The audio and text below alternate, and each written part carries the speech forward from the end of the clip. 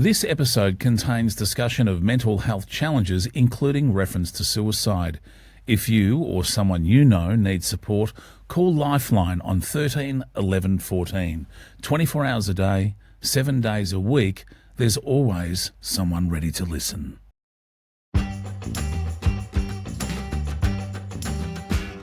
He's a truckie who's been through the rough and rowdy side of transport, from stimulants and sleepless nights to getting a wake-up call he couldn't ignore, but he turned it all around with food, exercise and a focus on mental health. G'day, I'm Shane Jacobson and this is How You're Travelling, a podcast from healthy heads in trucks and sheds.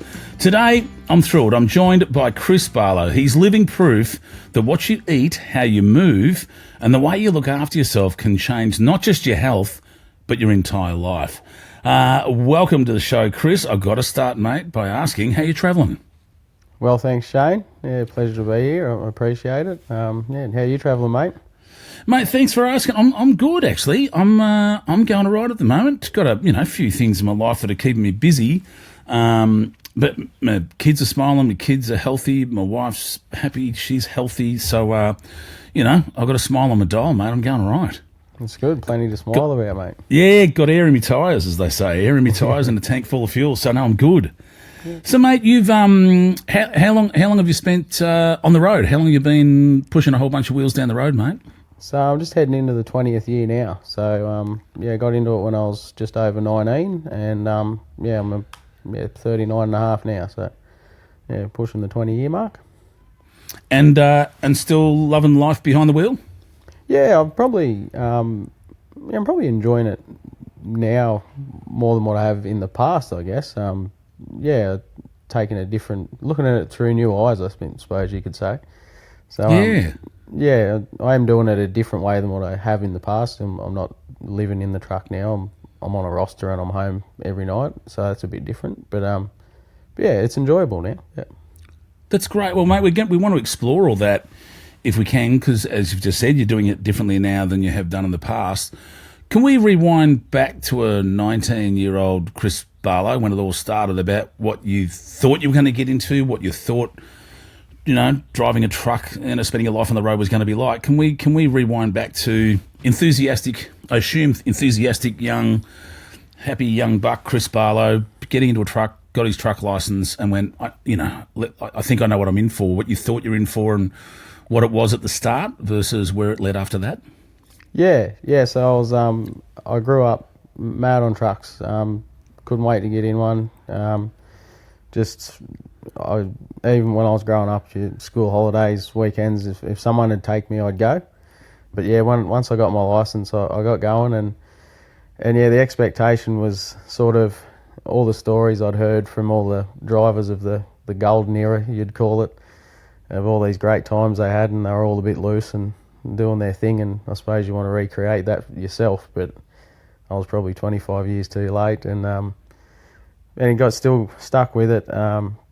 But yeah, I suppose it went away pretty quickly. The couldn't wait to do it bit once I got tired, and then I started blowing out in weight. I was angry a fair bit, and then like the first relationship I had, I was in that relationship before I drove, and then it deteriorated very quickly once I started driving and ended, and had a son in that relationship.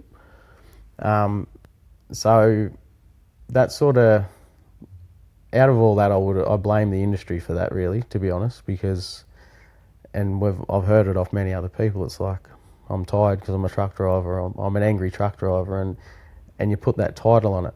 So you're sort of giving yourself a free pass to be this angry, overweight person just because you're a truck driver. But yeah, there was good times in there, but once that sort of mindset snuck in, that stuck around for quite a while. Yeah, and so the tired thing, overcoming the tired thing, I imagine you turn to some powders at some point to try and keep yourself awake and keep on, at the top of the show we talked about the fact that you sort of ended up relying on stimulants, which we know has been a thing that's existed in trucking, back in the old days it was ever present, and that would have been kind of easy trappings, I imagine, to fall into. Yeah, it was. So yeah, once that relationship ended, I think I would have been 5 or 6 years in the industry then, and yeah, I started to struggle, like staying awake big time. Not only staying awake, getting out of bed. I couldn't get up when I did get to bed, and everything was just a struggle. And where I was working at the time, there was a heavy presence of people using things. I was doing market work, and back then the culture was pretty strong with using stuff, and I got through it for a little bit, and then one night I was going down through the mountains and got a bit tired and should have pulled up a bit earlier and had a bit of a moment and fell asleep and hit a median strip, and that woke me up. I got away with it, but the next day, rather than have a good look at things and think about it a different way, I just went the easy path, I guess, and went and seen someone and went down the path of using things to stay awake. And it was easy because it wasn't the yard I was in. There was a strong culture of it, so I just blended in with everyone else. That stuck around for 3 years or so. And then, I had friends, good friends that were all doing it, and I'd never say that everyone was doing it because that's not fair to everyone else that was doing it naturally and doing a great job and proud of themselves, so they should be. So yeah, I can't say that everyone was doing it, but yeah, the group I was in was. But yeah, by the end of it, I was sick of it. Expensive. It's illegal, obviously. Yeah, well, I was just going to say you're actually pulling some of your income out of your pocket to find a tool to keep awake behind the wheel. I mean, that's like you working in a warehouse and you're paying for the boxes that you're putting the product in. Like, if you know what I mean, like as if you're going to buy tools to do the boss's job, and yet you're actually spending your money on, powders to keep you awake at the wheel. So let me guess, you get to the end of the week and you look in your pocket and you've got an empty bag and an empty wallet, and you go, what happened there?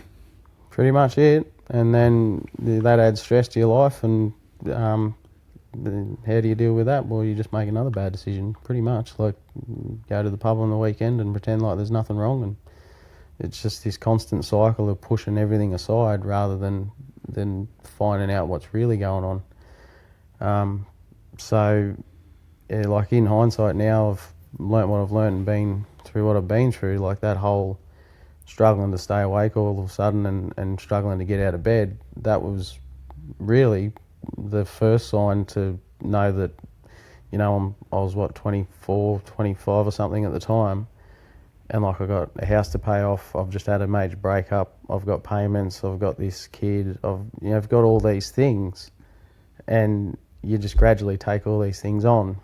And rather than think, maybe I need a bit of mental help or something's not quite right, you go the other way instead, and you don't address the problem. You only make it worse for years to come. Yeah. Chris, even the fact that you say you were 24 and you were struggling to get out of bed, most people at 24 leap out of bed, yeah?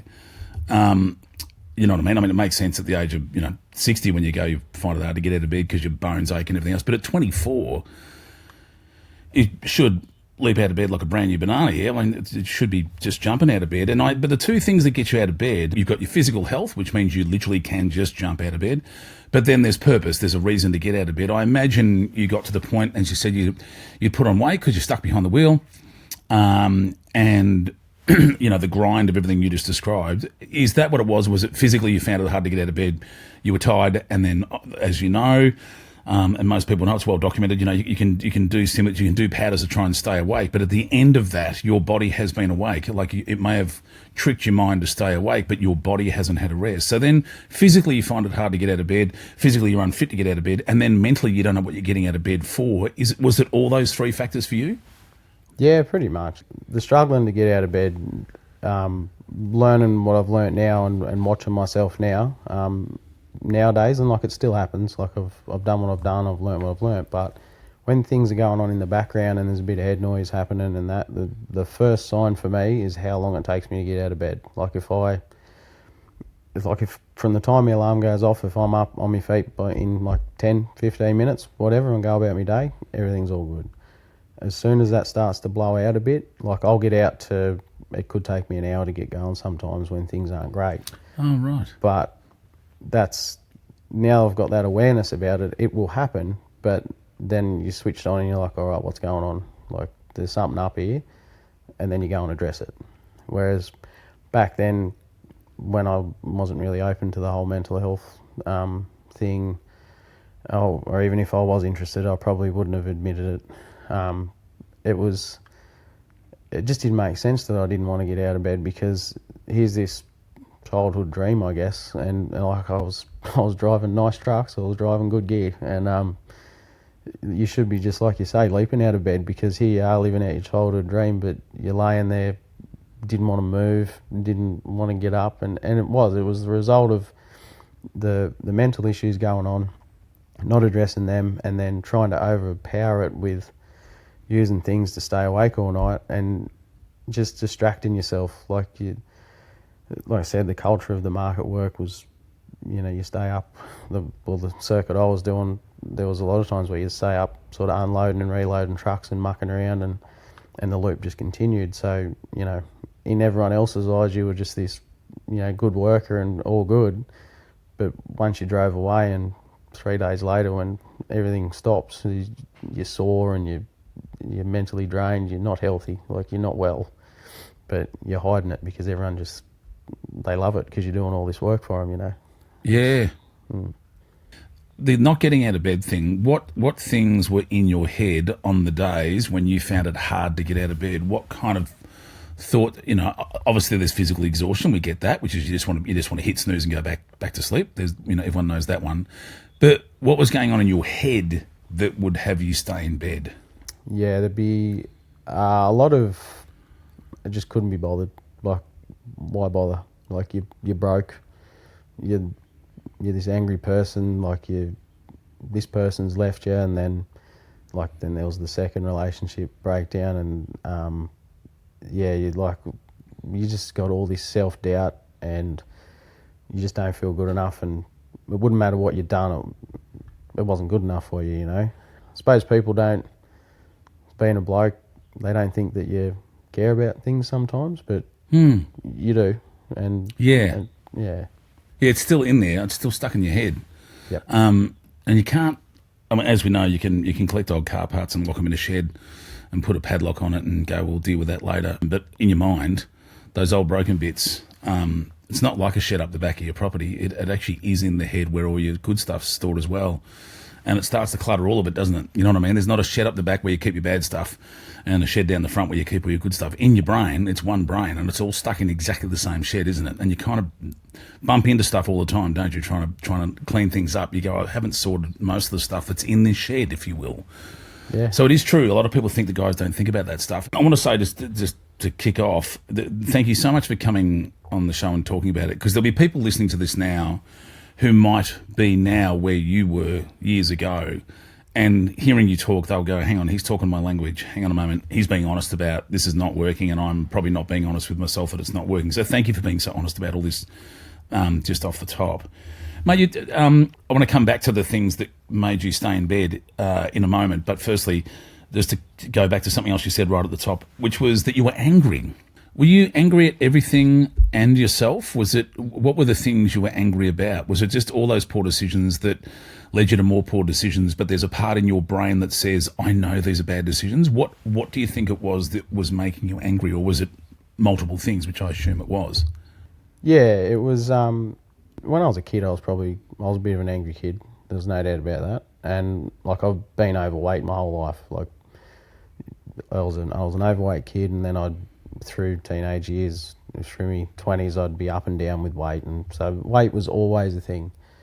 And yeah, I'd get tired and I'd get angry and I'd flip out, and and it was funny you mentioned, was I angry at myself, because later on I did learn that a lot of the anger, when I was trying to fix it, once I worked out that things weren't great, I was trying not to be angry, and then I'd have a confrontation with someone, I'd get angry, but then I'd walk away. Not only would I be angry with the confrontation, then I'd be angry at myself that I got angry. And you're just in this cycle of you're trying so hard that you stuff it up, really. So you put this hyper focus on one thing. It's like someone trying to quit smoking. They put the hyper focus on trying to quit, and they probably smoke more, usually. Yeah.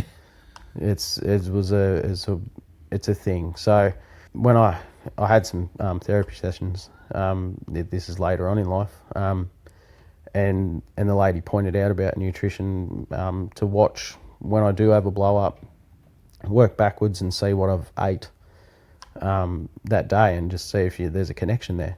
And 9 times out of 10, if I'd be having a great time, and then I'd have a blow up, work backwards from it, there'd be a crappy feed in there, or I'd been out the night before and had a couple of beers. There was always a connection every time with a poor food choice, and then getting 9 times out of 10. 9 times out of 10. Really? 100%. Yeah. When it came down to the nitty gritty, when I was really aware of it and keeping an eye on myself, when I was coming out of Sydney, there's a little lolly shop at Hartley, and I'd pull in there and I'd get a coffee, and right next to the till perfectly was some offcuts of caramel slice, right? And you can't walk away from that. I don't care who you are, you're not leaving one of them there. So, Mate, you're selling it well. Oh, pretty good. So yeah, I'd grab one of them, and I'd be having a great time. Everything would be good that day, and it'd be about 20 minutes, half hour after it, a car would pull out in front of me, and I didn't take it well, and that was the only connection. Was You're on the horns, you're on their bull bar. Probably wouldn't go that far, but you're there was a so few close to them, words. they can only read the middle 3 names in the truck badge, and middle 3 letters. Yeah, the truck just got 3 metres longer because there's a car stuck to the front of it. Yeah. Yeah, there's an ack behind me, and they say that. I think it's a Sue. No, it's probably a Suzu. It's just you can only read 2 letters because they're right on your tail. So it's only that you kind of took the time to look at the time before the moment that you'd snap, that you actually, and because someone obviously pointed it out to you, you went and had a session. She says, just have a look at what you've done, what fuel you've put in yourself to see how your personal truck is running. And you were able to realise that food, of all the things, food was one of the major, if not the biggest contributor to your mental state. Yeah, 100%. As far as just blow-ups for no reason or feeling just angry for no reason, it was always food. And yeah, you have to switch your awareness on. If you want to change something like that, and you're just going to go along mindlessly and, I don't know, try and find a way around it without having these little tips and things along the way, you might never find it. But and you got to be harsh on yourself too. You got to put the 2 and 2 together and realise that caramel slice probably wasn't the best idea. It tasted great, it was beautiful, but maybe that's not the best thing for you. Or have it, but be very aware that you got to keep an eye on yourself from there. If you start to get a bit reeled up, maybe shut up rather than say something. Is there a bit of a cycle, or for you was there, when, as much as you're saying people think that blokes don't think about this stuff or feel this stuff, that you did think about this stuff and you did feel it? Because it was a culture, it was a sign of the times. We know that. People know that. People of our kind of, I reckon we're roughly around the same vintage, that we came from an era when blokes didn't talk about this stuff necessarily. Even the fact that you're saying this out loud now, there'll be people sitting in trucks right now and in sheds and big warehouses that are probably going, I feel like this, but is there shame? Should I speak up? Should I confess it's not working? Do I admit it? What would you say to them right now if they're listening now? Because obviously it's worked for you and it's worked for you a treat. Another thing, a lot of people can't see you right now, but clearly we'll talk about weight loss because you look like you play NRL currently with as fit as you look now. Well, I'm not taking you on. Let's just put it that way. So I'd say to people, if you are struggling with something, be honest enough with yourself to unpack it. People do care, but if you don't speak up a bit, it's never gonna be fixed. And it's sort of like, it can be taken different ways, how I'm going to say this, but Like, nobody's coming for you. Like, and that's not a thing of like you're out there on your own, you're buggered. It's then no one's gonna try and drag it out of you. You have to find them, and then once you find them, and I'm talking about like mental health workers, however you approach it. Once you find them, and you front up and go, then you have to tell the truth. And if you like, and it's hard to be truthful when you've been an angry person, because you feel like this monster, and you feel like you're the only one that's this monster. And then this is what happened when I did go and start talking about it. One of the first things I said to the lady was like, I'm going to be dead honest here. Like, there's probably going to be things I'm going to say that you're going to judge me harshly on, but I feel like we're going to get nowhere unless I tell you the truth. And she's like, that's good, because if you don't tell me the truth, I can't fix you, because we're not addressing whatever it is. And yeah, it was hard to get out, but as time went on, like I think I had 6 or 7 sessions or something. But she's like, there's nothing here that I haven't heard before. And the moment in one of the sessions where she was trying to get me to explain the cycles I'd work in, and I didn't know how to explain it. I knew what I wanted to say, but I couldn't get it out, and I was sort of going in circles. And next thing, she just reaches down and gets this bit of paper out. There was like 50 printouts of this bit of paper, and she goes, is this it? Is that what you do? And here it is on a bit of paper, exactly what I'm trying to get out. And I was like, yeah, that's it. She's like, I said, is it that common that it's on a piece of paper?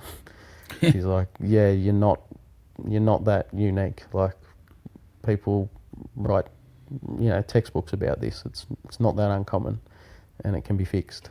So yeah, just being truthful about your situation. If you are struggling, like, talk about it. Like, I know now, like, I've been pretty vocal on my socials, on my personal ones, about the struggles I've had and what I do to deal with it. It would have been the last 12 months I've been the most vocal with it.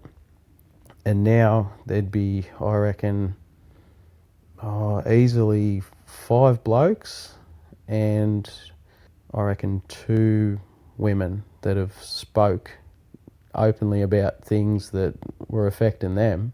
And not that I fixed them or anything.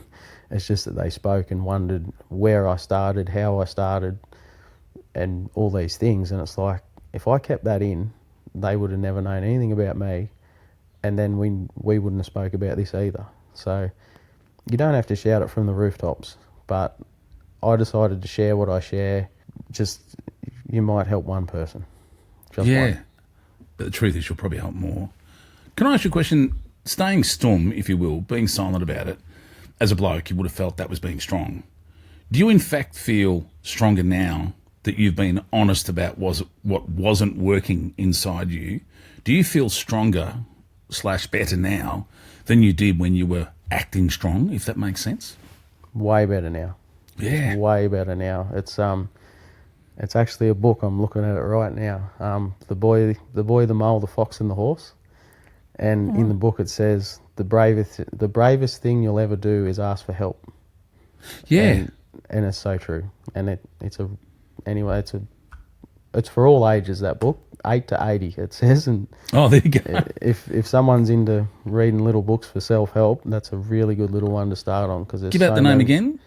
The Boy, the Mole, the Fox, and the Horse. Get people absolute cracker it is. It's fun. Every now and again I'll read it to my kids, and even more often when things are going a bit upside down, I'll pull it out and read it again myself.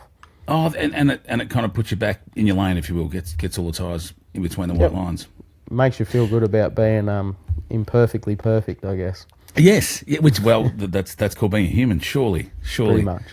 Anyone that says they're perfect, I reckon's a liar. 100%. In my experience, because what is perfect? I think having flaws is what makes you perfect. When you finally went, okay, this is not working, and I imagine you must have got to a rock bottom moment.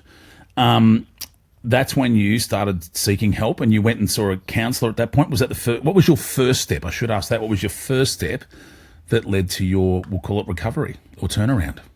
Yeah, so what led to the like you say, the rock bottom moment, it was rock bottom. So second relationship failed. 2 little girls there, and because I'd been through the first breakup, and as we said, the using things to stay awake, and was drinking a bit and doing making some bad decisions. So when the second relationship breakup happened, I sort of, because that's how I dealt with it the first time, that's all I knew how to deal with it. So you're like, oh, here comes this again. Like, this is gonna suck pretty much. So the day that I realised things weren't great, my partner at the time and one of her family members that I didn't have a great deal of time for, to be honest, was down in the house moving out, and so I had these thoughts going on how much this sucked and everything, and I went up and sat in my back shed and sort of decided that I didn't want to be here anymore, and it was time for me to exit. And so I was sitting there waiting for them to leave and knew what I was going to do next. And this person that I wasn't a great big fan of appears at the door with one of my little girls and says that they were about to leave and they're going to go. And I just went over and grabbed my little girl and give her a cuddle, and that upset me a bit, as it would. And this person decides to tell me how sad and how bad all this is for her. And I couldn't even answer her. It was a perfect resemblance of this person, very, very selfish. And I thought, here I am, busted and sitting here ready to exit, and you're going to tell me how bad this is for you. I was lost for words then, actually, and I didn't say anything. And I just remember looking at my little girl and I thought, I can't do much because there's obviously shared care and I'm not going to see her much and whatever, but this person was definitely going to have an influence on my girls, and I just didn't want my kids to be that selfish, that someone else's life can be upside down and they decide to tell them how bad it is for them. And I thought, if I leave now, that's probably going to happen. So the option was to stay and do my best to make sure that my kids don't end up like that, hopefully. And from there, it was actually, ironically enough, my ex-partner that contacted the hospital, the mental health ward up there, and gave them my number because she had her concerns, I guess. And the hospital contacted me, and yeah, the phone call was, I thought I was pretty tough and didn't need any help when the phone call was going down, but it only took about 30 seconds to realise I was pretty messed up. And so they put me on their system. I think it was 2 weeks later or something, I went up and had the first session. And so I went up, and that's when I opened up and learned all about myself, because it turned out 36 years in, I still didn't know myself, which is that's confronting. But it turned out I was a people pleaser that had no boundaries, and I had one of the best set of rose-coloured glasses anyone could see. So, and as you know, red flags don't look red through rose-coloured glasses. Rose-coloured glasses. So, can I ask how your relationship is with your kids now? Yeah, good. So I've got the teenage son. The relationship's dwindled there. He's on his own adventure at the moment, doing him. But the 2 little girls, this is my first day off, 3 days off, and they're just at preschool at the moment. But yeah, they'll be with me. They're 3, nearly 4, and 5 at the moment. But they're good. Like they come over every fortnight, and we hang out and do our thing and have little coffee dates before they go to school, and we go to the coffee shop every morning, and we get in the kitchen and cook and muck around and do things, and I think our relationship's pretty good. It sounds fantastic. It sounds perfect. Do you find it easier to get out of bed now that you're fitter, healthier, not on the gear, and I assume with all of, with better food intake, you sleep better, all the stuff that you know. Do you find it easier to get up in the morning, bounce out of bed like a brand new banana now, and go in the kitchen, have the little coffee date with the girls before we get them to school, like all the stuff where you had to drag yourself out of bed. Now you got purpose, yeah. Now you got something to get out of bed for, yeah. Yeah, definitely. Yeah, I was like I've said before, I have my moments, and was actually the lead up to Father's Day this year was everything was good, probably a month out, and then it's a bit like Christmas, Easter, and everything. In the lead up, you realise probably how alone you are and how many things that you've lost and so on. So it starts ruminating a bit. So the lead up to Father's Day got rough. I blew out to took an hour to get out of bed, just with, all the realisations of what's going on around me and everything. But I've got a morning routine that I do. I've got a whole day routine I do, actually. And that is, I have rest days, but it's pretty much non-negotiable. If it takes me an hour to get out of bed, doesn't matter. I get up and do this routine, and that sets the pace for the day. And then, I might have to get up at 5 a.m. to do it, 4:30 sometimes, whatever. But I go about my business with that at that time, so that at midday I'm thanking myself for it every time. Like it's a delayed gratification every time. Like if I choose to stay in bed and not do that, and I've done it, it's not a good day. Like I don't go blowing up off edge or anything, but the thoughts and everything in my head aren't great. So it's in my best interest to get up early and get it done, and then I've got a fighting chance for the whole day then. Mate, Chris, it's funny you say that, mate. I've got another friend who recently went through a whole bunch of scenarios, and life wasn't going his way, and he didn't realise how bad it was getting for a very long while. He's turned the corner now, and it's funny, exactly what you've said is the same thing. He has a routine now that he follows, and he said he's got to deal with himself that he just doesn't break that routine, and he won't let anything get in the way of it. And he said if he can't, he will not let him do it to himself, no matter what it takes. And he involves fitness and gets up, has a morning routine that happens before any day. And he has said he's just realised if he does that, he has more than a fighting chance every day. And if he doesn't, it's everything stacked against him. And he said so he just plays a numbers game. He's a smart guy. And he just said, I've done the stats and I just have to do it. I have to do this at the start of every day. And then everything, he goes, there is a coincidence that happens every single time I do it. And that coincidence is things tend to work out a whole lot better for me. And he said, after a while, you realise it's not a coincidence, it's statistics. And he said he thought it was a coincidence at the start. Then he went, well, look at that. The coincidences happen 100 days in a row. That's 100% success rate. I think it's about that routine. So let's talk about the routine, because the food you put into yourself, it's been said, we've said it on this podcast before, and everyone's heard it a million times, but we've got to say it again. Food is fuel.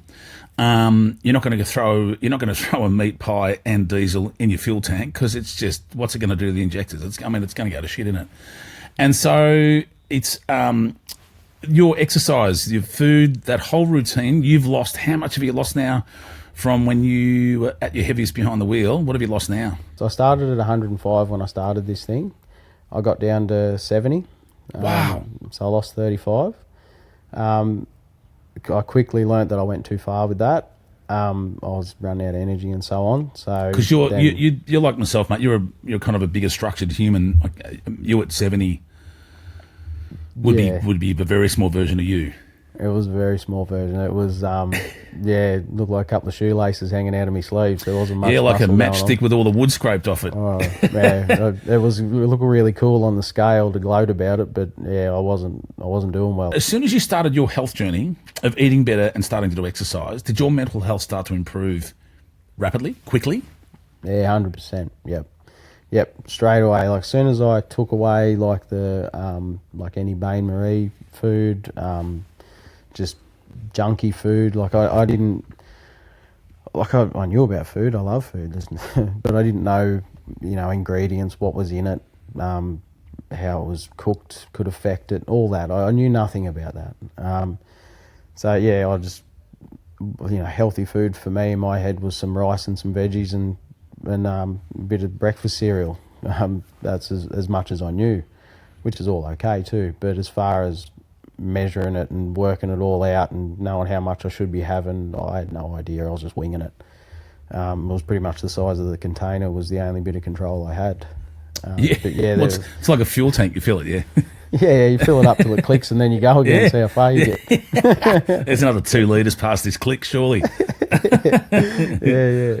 So, there was definitely the mental health picked up really quickly. And you're wise enough to know that if you go for a walk for 20 minutes, you're not actually going to be worn out at the end of the day. You're going to be better at the end of the day. So your mindset just switches around and you just make better decisions all the time. For anyone listening that's at the start of this journey, the little steps, the baby steps to start with. Number 1, you reached out, went and saw someone and actually went and found out who you were through the help of a counsellor. But the little baby steps, if you will, the incremental little changes to diet and exercise. What did you do to kick it off? What small things can people do listening to this, knowing that you've succeeded? Where can they start? How small a step? I'll never forget my first step. They pointed out about the food and then the exercise thing, and it was probably early August, 3 years ago or something.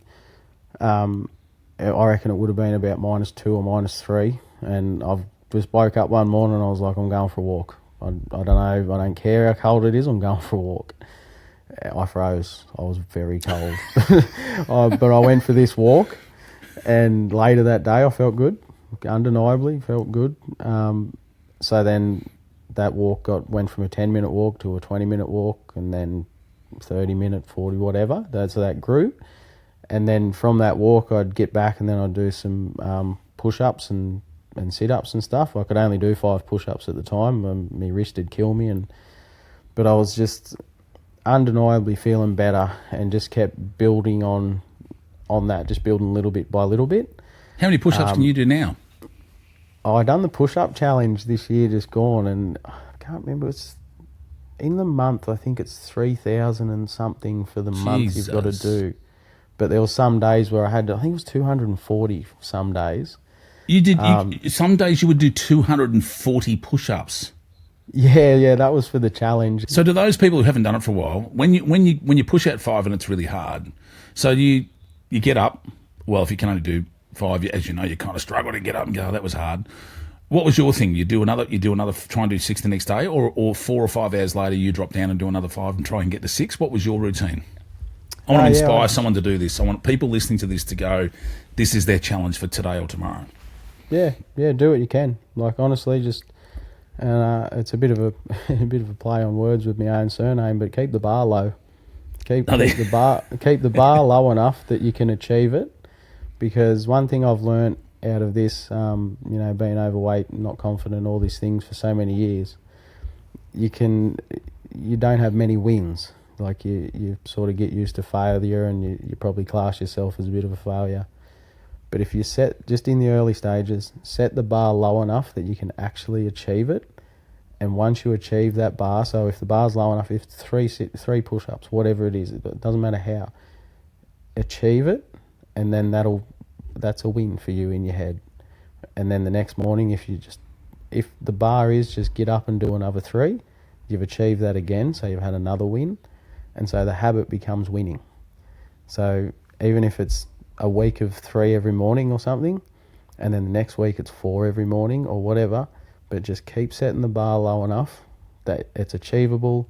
You get the sense of winning, your achievement, and then you'll start hunting that winning feeling more and more, and achieving things, and it'll just grow. If you want it to grow, it'll keep growing, and before you know it, you'll be at 200 if you want to be at 200.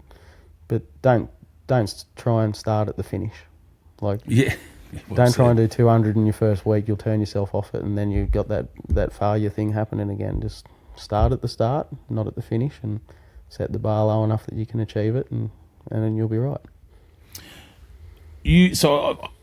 As someone who's done this entire journey, I imagine now you would never let yourself stop the exercise, stop looking at what it is you're putting into your system. Like this is now that you've become Are you addicted to feeling better? That's my question. Now that you are in a state of mind and a state of health, and you know the benefits of it, can you ever see yourself going backwards from here, or are the wins and gains, especially with your children and particularly your daughters, are the wins too great to want to walk away from? Yeah, it's like I've got to have rest days. I understand that now. I've got to rest from exercise and from what I do, and them days can be a bit of a frazzle in the head because you're just so used to exercising and feeling good. So even on a rest day, I'll go for a walk or something. I'll do light weight work. But yeah, I don't want this to change. Like I want to keep it going, and one of the things is like I remember at school, kids would talk about how many beers they'd go and get their dad on the weekend out of the fridge, right? So kids are remembering that. But something I do when my girls are here, like they usually wake up about 6:30, the youngest one. So I'll set my alarm for 5. They know that when the kitchen light's on and the side shed door to the garage is open, that Dad's out in the gym there. And if that's what their memory is, if their memory of me is going to be waking up, Dad's not in bed, that means he's out in the gym, and they walk out and here I am sweating me backside out, and they remember me as this guy that was meal prepping things and making cakes with zucchini in them for them. Well, I'd rather them have that memory of me than talking about the amount of beers they went and got me on the weekend out of the fridge. Here, mate. Well said. So the nutrition thing, for people listening who don't know where to start on that, what was some of the things you remember learning first? Just portion control, the amount you eat. What are some of the things that first stuck for you that you went, I can do this. This is achievable, or I can understand this easy. Yeah. So it was just the portion control thing that was easy, and just getting in the habit of doing your meals, like having packed for the week. That was really important. Just having them packed, even if you don't really know that much about food and whatever. Just build that habit of getting all your stuff ready so it's there and convenient, so you're not getting yourself backed in a corner with if you have a breakdown or you're stuck in a lineup or something, you're going to be behind the 8 ball, because next thing the cafe might be shut by the time you get out, or you might have a breakdown in the middle of nowhere, and next thing you've got no food. And so a lot of people, I think they blame the surveys and things for the food, but they sort of need to turn the finger at themselves, because it was no surprise that they were going away in the truck all week. They knew, and they went away unprepared. So you can't complain about the quality of the food. You can't complain about the price of it, because you knew you were going away. So even if your food choices at home are below average or whatever, just do the best you can with what you know. With nutrition advice, like I went and done the online course to learn what I learnt. That was great. It was really good. It changed. Oh, so you did an online nutrition course?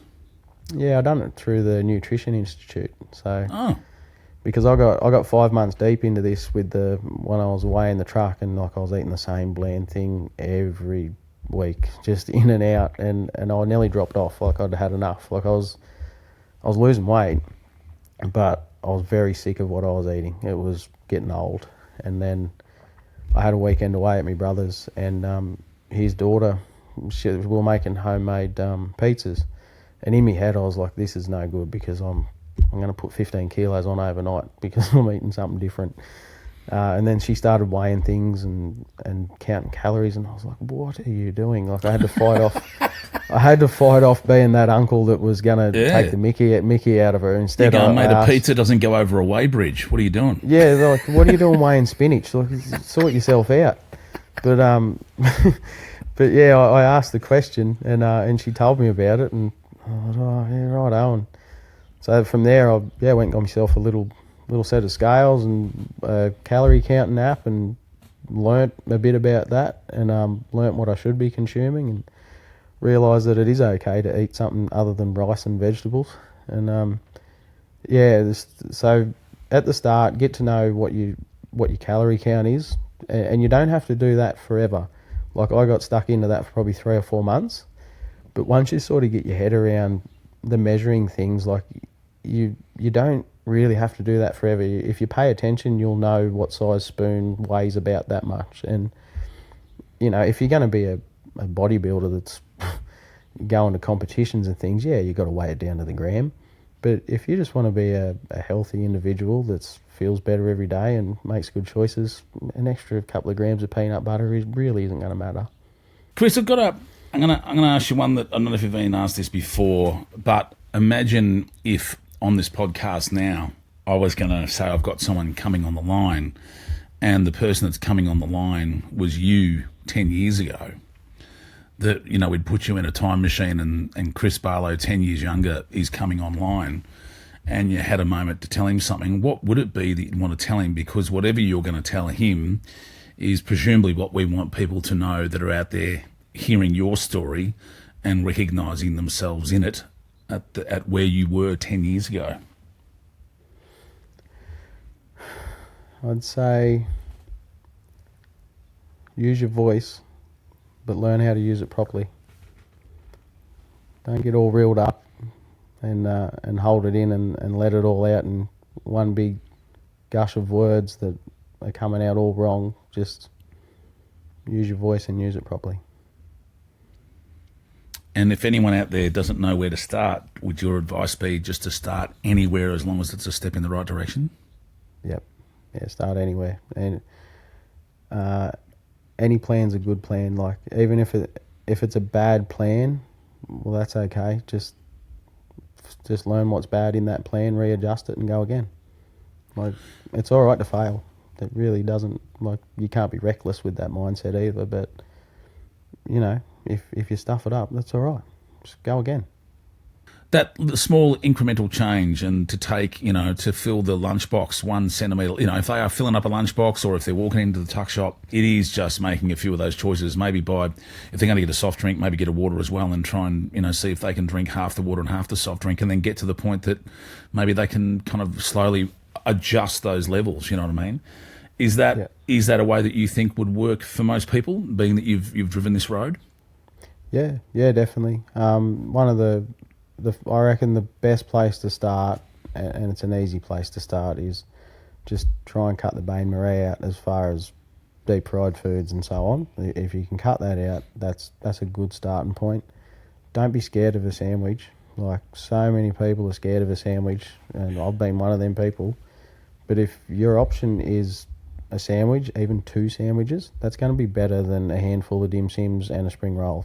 100%. There's so much more whole foods, nutrient dense things in them.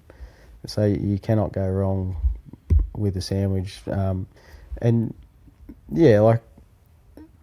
So I still use junk food because I'm a stress eater. I'll be straight up. Times of stress, you'll find me in the pantry. And so I went through a thing like Kit Kats are my thing. And so I tried to cut them out in the early stages when I started losing weight. I was like, I'll get rid of the Kit Kats, that'll be the end of it. And it was like I mentioned earlier about a smoker trying to give up. I'd never ate so many Kit Kats in my life from when I tried to give them up.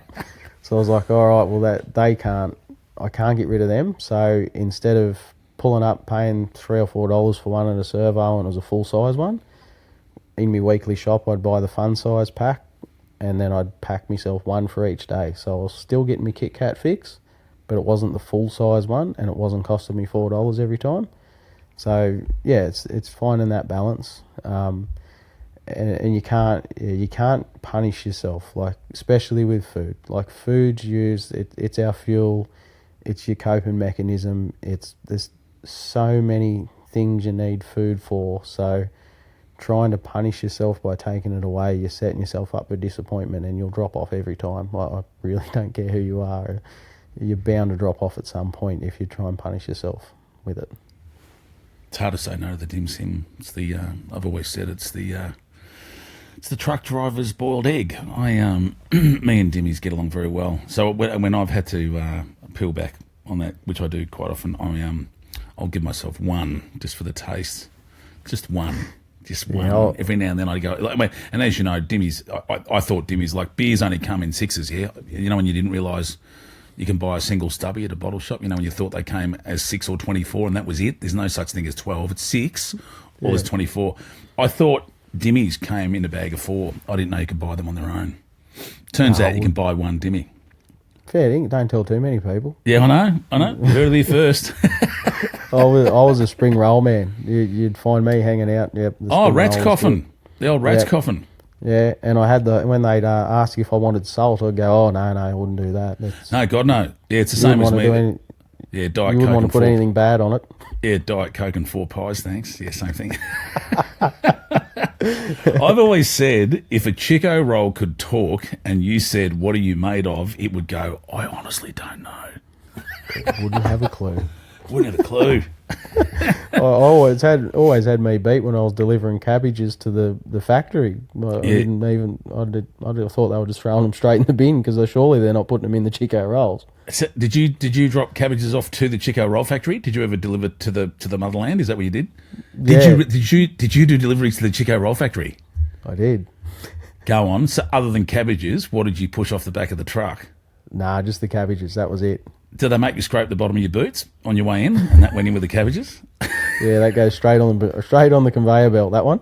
I've told my kids when we've been to hairdressing salons, you know, when they cut your hair and they sweep up around the chair, and they push it in the corner and they pick it up as they walk around the corner. I'd say, "See that?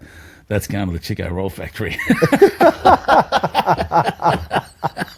Oh no! I don't think that's what does happen, but it's pretty close to the mark. Who knows?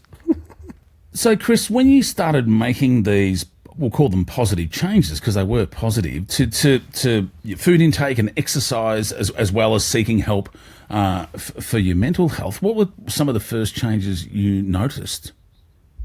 Mood was way better. Sleep was better.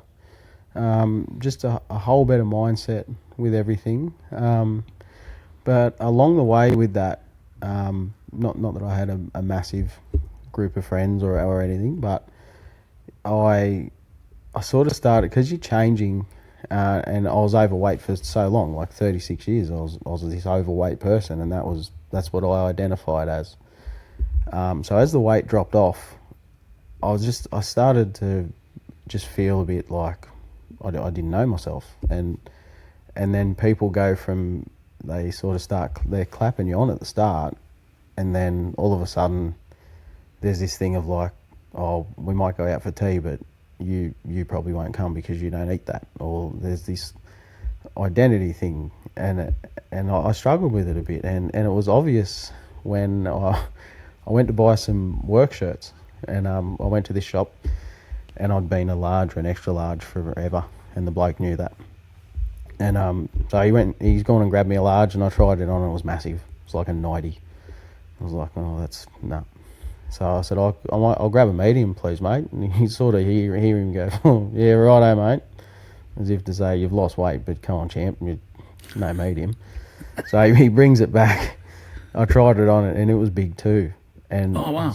I was like, I don't know how to ask for a small, because he already thinks I'm struggling to fit into this thing.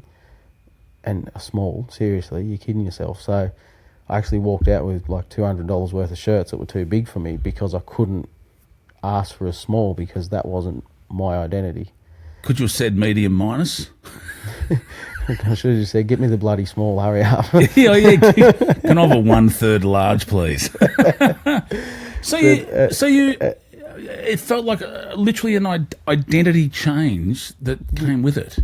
Yeah, so fortunately I'd listen, and I still do listen to a lot of podcasts about like self-help and psychology stuff, deeper meanings of things, and it was just fortunate that a week later one was about identity change and dealing with it, and all these little things that were happening, it all aligned. So like, I literally didn't know myself as this less of a weight person. I didn't know myself as someone that got up and done kettlebell workouts, and nor did any of my friends. Like, I wasn't this person that didn't drink, or I wasn't the person that was putting chia seeds in with his Greek yogurt, and that wasn't my identity.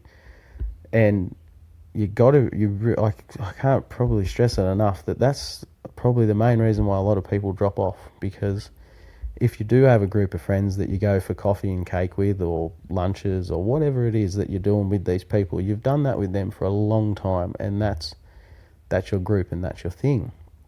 And then all of a sudden you're this person that's turning up and just having coffee, no cake, or they're having grilled chicken, not a schnitzel, or you're making these swaps, and then your conversation changes because you're talking about healthier options and your exercise. And in them situations, a lot of times, if your group is an overweight group and everything else, it's going to be a slap in the face for them at some point, because you're doing all the things that they want to do.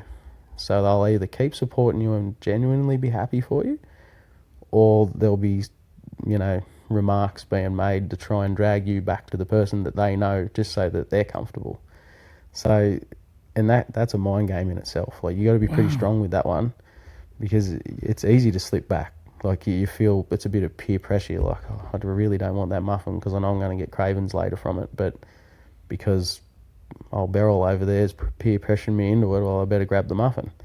And then the next thing you get cravings, and then you make more bad decisions, and the next thing you know it, you've put all your weight back on just to try and blend in with your friends. So that's unpacking it a fair bit there, but it's a thing. That's fascinating. That's not unpacking a fair bit. You literally lifted the bonnet all the way up so I could see parts of the engine I hadn't even considered.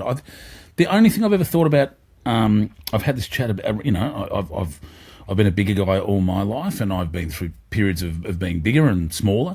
Always been a big guy though, but I've had this chat with friends about the fact there's a thing that happens to men, which I think does make it harder to lose weight sometimes, in that when you're a bigger guy and you walk into a room and someone says, "G'day, big fella," that's they're not having a go at you. In a weird way, culturally, g'day, big. Here comes the big man, big dog on campus. For a guy, it is received as a compliment, isn't it? When you walk into a room and someone says, "Here's the big fella. Oh, we've got to go and move some furniture. We better get Jacobson over here. He can get on one end and we'll all get on the other." Like, I had a youth of hearing that. So my size was celebrated. And when you got bigger, it didn't change. "Oh, he's the big man." If someone said that about a woman, it would be terrible. But for men, it's received, and it should, and it would feel terrible to hear that. But somehow we get the easy pass. Men do get it kind of easier, that when someone says, "G'day, big fella," here comes the big lad, big Jake. Oh, we're all my brother, big Jake, big Clay. Compliment. So it's interesting, isn't it, that it becomes affirming in a weird way to be the big guy. So, but I'd never thought about the other side. It's not the other side of that coin, but it's the other end of that corridor that you're saying. When you started losing weight, that people will, I guess through guilt or for the fact that you're doing what they wish they could, that some of them may not celebrate it and may feel, as you've said, uncomfortable to be around you. Yeah, it can happen. Like, whether they're meaning to do it or not, it definitely happens. And if you're lucky, no one will do it to you. It'll be great. They'll clap you the whole way and it'll be easy. But more often than not, it's what you're doing is what they can't do. So they want you back. They want the old you back, and they'll do things to get that old you back. Mate, I didn't know the old you, but I've met the new you, and he's a terrific bloke. It's been fantastic to hear your story, Chris. It's I can't help but think you're so honest about your journey, and thank you for coming on the show and being that, because some of that stuff must be hard to say out loud, especially when, for you, it wasn't that long ago. It was only 3 years ago that you were sitting in a shed thinking you were going to give up on everything and exit this earth by your own decision, only to see your daughter standing there in a shed looking you in the eyes, and you thinking, that's what I want to stick around for. That wasn't that long ago. That's only 3 years ago. So, mate, your turnaround's been remarkable, but by the same token, it's a full credit to you. I'm sure there's people around you that you want to, you would thank, given the opportunity. But the truth is, you and I both know that it's been your journey. So, mate, well done. And I would think this is exactly what this podcast is for. It's someone that's been on a journey and willing to share it. And that's the whole point of what we're doing here. It's what Healthy Heads is about. It's about how you're traveling. It's why we do this podcast, is so that people sitting in a truck, sitting in a warehouse, they're hearing this through their headphones or through the speakers in their cab, or sitting at home listening to it in the podcast just at home, and they'll be hearing bits in what you said that are enlightening or alarming. And either way, we wanted to hear them because it's what will bring change. So, mate, again, thanks a ton. Can't help but also notice that you've got the best initials of anyone we've ever had on the podcast, being that your initials are CB. One of the questions we ask everyone is, what's your trucking name? Who cares? Your initials are CB. So, I hope one day I get to talk to CB on the CB, mate. Well, mate, I do want to say, I'm supposed to do my job and be somewhere near professional at it. I do want to say that your story, if I can give it some kind of wrap-up, it doesn't need one because you were so brilliant at what you said, but, as a wrap-up, your story is a great reminder that looking after what you eat, how you move, and how you think can completely change one's life. And a few takeaways, if I can, and I know we're trying not to use the word takeaway because we've said stay away from the Bay Marie, but we'll stick with the word takeaways because it's a bit of a podcast term. That, ask for help and set some boundaries. That, reaching out, I think you've proven it, to be honest, that reaching out is courageous. And as you said, the bravest thing you'll ever do is ask for help. So, and learning to say no to things can protect one's well-being. And food and sleep drive mood. That would be one of my takeaways from what you've said, that they do, that literally food and sleep do regulate or affect how you feel. And so regular meals, balanced nutrition, and just a quick side note here, like you've become almost a nutritionalist or something, haven't you? Have you got, like, you learned so much about it now. Are you a qualified nutritionalist? Am I saying the right thing?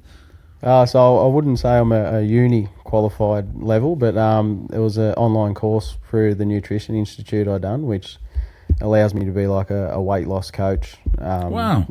Get to know counting calories, how to lose weight, effective ways of losing it. So, yeah, on the back of that, I done the course just for myself, and then, a bit of the way through it, I thought, like, I was putting things into play as I was learning it and feeling better and dropping weight still and dealing with all these other things. And I thought, there's definitely other people out there that I could probably tell about this.